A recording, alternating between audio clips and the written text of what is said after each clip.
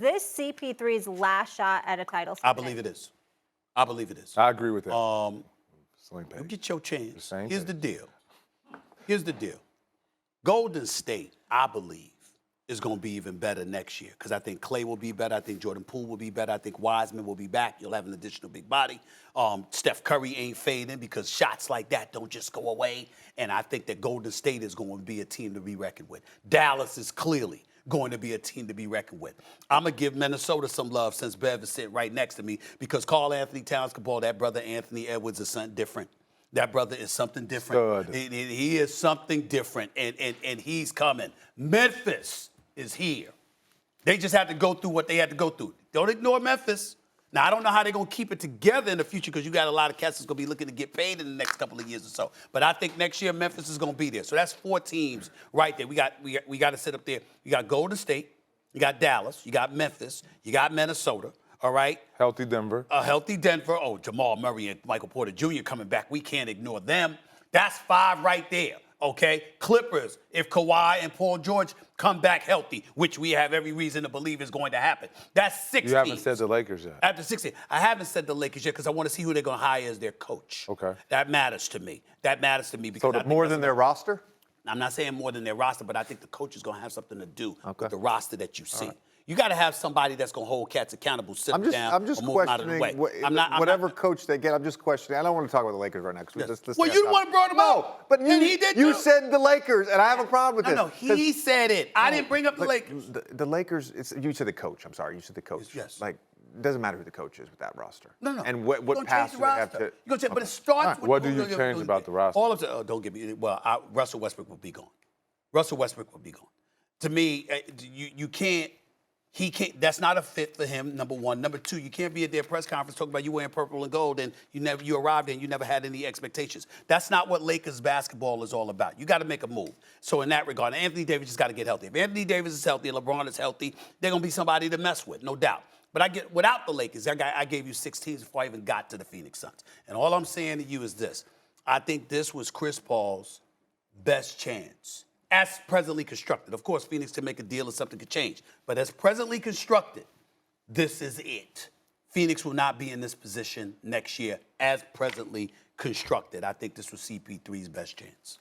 Why are we, again, and I don't want to keep beating on the same drum, but why are we steady mentioning Phoenix Suns like established basketball? Because they were the defending Western Conference champions last year and they won 64 games this year. That's it. That's why. So that's why you give them. No, I'm saying that's why we were talking about them. Okay. All right, I got it then. I understand. So I just have to go to the Western Conference and I have to win a bunch of games and then I'll be considered, Minnesota Timberwolves will be considered one of the greatest teams. Okay, got it. I got Not it. one of the greatest teams ever. The greatest team. If you won 64 games this year and was the number 1 seed fresh off of getting to the finals the year before, we'd have been talking about you too. But with all due respect, Patrick Beverly, y'all did get bounced out of there. 50 games. Okay, but you lost the first round, right? Yeah. Did you? We did. Okay. I'm just because I was on the last show and the guy was Windhorst or whatever guy's name is. Windhorst. Yeah, he spoke about this team being a great team. And I just was trying to get the definition of a great team. So 63 games is a great team. I think being in the finals last year and a chance potentially to go to the Western Conference Unless you're willing to stay for the record, the regular season doesn't matter. No, I didn't say. I know you didn't say that. I said health matters though. Okay. Absolutely. Okay. If Kawhi was healthy. You did say 50 games. Did y'all win 50 games? Yeah. Did you say that? Did you bring that up? Yeah. So what you say about 64 wins then? I guess they're a great team. All right, and they lost. Yeah. All right, JJ, get in here. Is this CP3's last shot at winning a title? As president constructed, absolutely it is. I think they missed a big opportunity at the trade deadline to get a third shot creator. You know, a guy like Eric Gordon, they maybe could have got. And granted, Eric Gordon is not a superstar, but when they blitzed Devin Booker and they basically blitzed CP or they switched everything with CP, he wasn't able to get to the elbow. They needed a guy who could get a shot. They needed a guy who could put pressure on the rim. Eric Gordon drives and he hits threes. And that's not the Phoenix Suns shot profile. That's the guy they're missing to me, is a guy like that. The big question mark about them going forward, what do they do with DeAndre Ayton? Because at times, I think sometimes I look at their team, and Ayton's fantastic. But at times, He's okay. well, okay, that's fine. He's fantastic at punishing mismatches. in the two-man pick and roll with him and CP. They're the number one offensive doer among high-volume pick and roll players.